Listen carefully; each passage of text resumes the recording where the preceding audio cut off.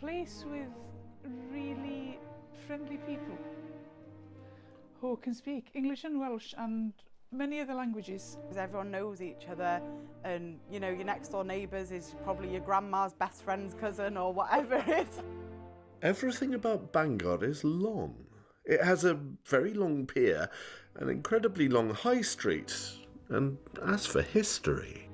These stones are old stones. 1,500 years, pretty much, of prayer and hope and hymns hitting the top of the roof. Yeah, absolutely. And it makes it one of the oldest sites of continuous Christian worship in these islands.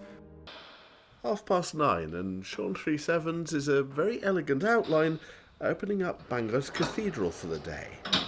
Let there be light. Here's my car keys. These are very ordinary. This is a cathedral key. I've been so out-keyed this morning. My key is definitely bigger than yours. There's no huge fields that separate St Dainiol's Cathedral from the city outside. It's the full stop at the end of the high street. Beyond the saints, there are the shops.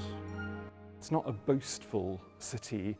It's a city that that knows itself and that has a stubborn pride in itself, even though it's also, looking at it today, facing quite a few challenges as so many smaller towns do. One of the more obvious challenges, how do you fill those empty shop windows in an online world? Bangor High Street, allegedly the longest high street you'll find anywhere in Wales. Not that I've actually walked all of the high streets of Wales. I mean, I've been to Paradise, but I've never been to Neath. What the length of the street Fawr and those gaps get more obvious. 0.78 of a mile, apparently. I told you it was long. Anyway, it was time for a short chat and sides and a little bit off the top, please. Imagine I'm an alien who has landed in your salon right now. What is Bangor? How would you describe the city?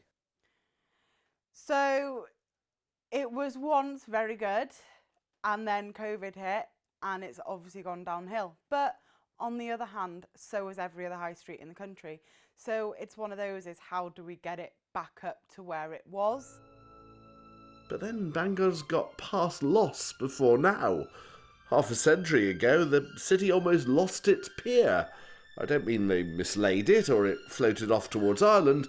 I mean they almost demolished it. And it's a good job they didn't. Otherwise there'd be a very large gap here for visitors and locals. Yesterday I had a family here from Costa Rica. Wow! Yeah, amazing. Do they have piers in Costa Rica? No, but they do have in Spain. And they were... We know we've jumped a continent. Just stay here for a while and you'll see this long Victorian finger of iron stretched out into the Menai Straits is loved by its locals. It's the people's pier. Wonderful thing about our volunteers is that when they volunteer, they feel it's their pier. And that's what it's all about. Everybody who volunteers here are volunteering on their pier. Apparently, Bangor's Wales's third smallest city, short on population, long in an awful lot of other things, including piers.